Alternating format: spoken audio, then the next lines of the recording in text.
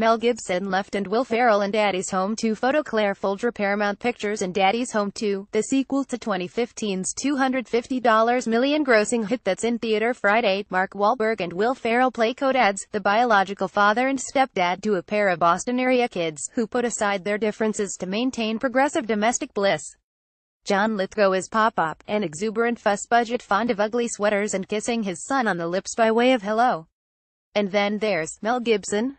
Despite his well-documented history of racially incendiary remarks, drunken outbursts, and assaulting women, Gibson was cast in this ostensibly family-friendly film as Grandpa Kurt, a man who tells his grandchildren a joke that begins two dead hookers wash up on the shore, though he's turned in a series of antique performances in such films as The Beaver, Machete Kills, The Expendables 3, and Bloodfather. Mel hasn't done anything remotely appropriate for children since providing the voice for a flying rooster in the stop-motion animated comedy Chicken Run in 2000.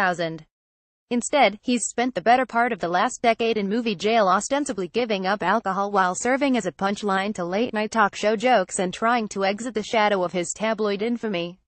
And yet here's Gibson, giving Wahlberg a noogie on the Daddy's Home 2 movie poster. The general and understandable consensus on Gibson's casting has been, thus far, categorically negative. "Hey, Hollywood, how about not casting Mel Gibson in cheery family comedies?" asked LA Weekly. "What the hell is Mel Gibson doing in the family comedy Daddy's Home 2?" asked the Daily Beast. GQ declared Gibson unremorseful and his redemption unearned. So how does a guy with that much cultural baggage end up in a PG-13 kids flick at a moment when accusations of harassment and assault by powerful men are roiling Hollywood on an almost daily basis? It begs the question, to what extent will Gibson's involvement in a family film, in any film, keep people away from theaters? To hear it from the filmmakers and one well-placed source close to the production, Gibson landed the job as a kind of art imitating life and version of his real reputation by being believable as the father of Wahlberg's edgy character.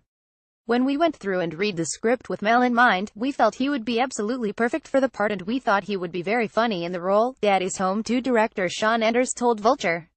"The movie we made has an optimistic view of people making mistakes but growing and changing for the better, and in getting to know Mel, I learned he is 10 years sober and has taken many unpublicized steps to make amends. There was, of course, plenty of problematic behavior for which the disgraced actor-director is still making those amends." In 2009, Gibson's former girlfriend Oksana Grigorieva accused him of punching her, giving her a black eye and broken teeth. He also reportedly told Grigorieva during a recorded telephone call from around that time, "You look like a pig in heat, and if you get raped by a pack of niggers, it'll be your fault." Gibson pleaded no contest to a misdemeanor battery charge against Grigorieva in 2011 and was sentenced to 36 months of probation. During his 2006 DUI arrest for driving 80 miles per hour with an open bottle of tequila in the car, the two-time Oscar-winning actor-director called a female police officer sugar tits and more famously told another Malibu police officer, "Jews are responsible for all the wars in the world." But even in a post-Weinstein world, Paramount, the studio distributing Daddy's Home 2, is standing behind Gibson.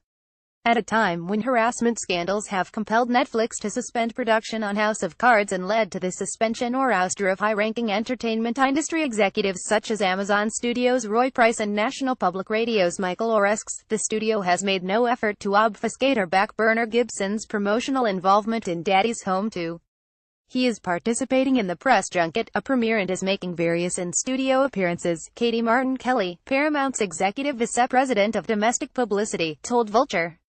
According to an influential marketing and crisis management executive who works with several major studios, Gibson's co-starring status can be understood as a kind welcome-back gesture into the mainstream movie fold. But despite this, and though Gibson landed Oscar noms for last year's Hacksaw Ridge, he shouldn't expect to make his way back onto the A-list anytime soon. Mel is out of solitary confinement. But he's only on the prison yard, he's not out of movie jail yet, the executive says. He's a very good director. Hacksaw Ridge got some nominations, Apocalypto was great. But he's never going to get the lead in a studio film again.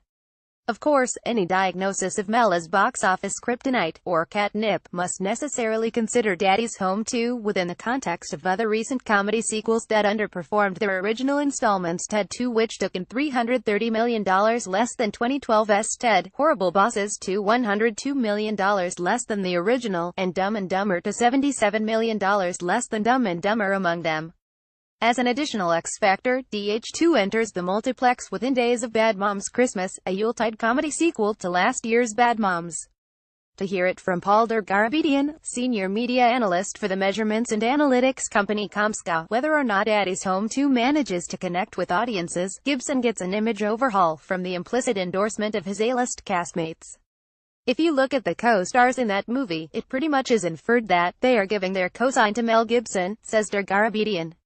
If Mark Wahlberg is playing Mel Gibson's son, he is obviously very powerful and well-known in Hollywood. John Lithgow, Will Ferrell, it's sort of saying, we are going to welcome you back and put you in this big movie along with us. All their reputations are tied together within the framework of this movie. He adds, I don't think that at this point anyone has to relitigate what happened with Gibson. He has evidently walked the straight and narrow long enough that it's time to give him another chance. Hollywood gives people second and third chances. And if it's good enough for Ferrell, Wahlberg, and Lithgow, it's up to the audience to decide if it's good enough for them. Will Mel Gibson tank Daddy's Home 2?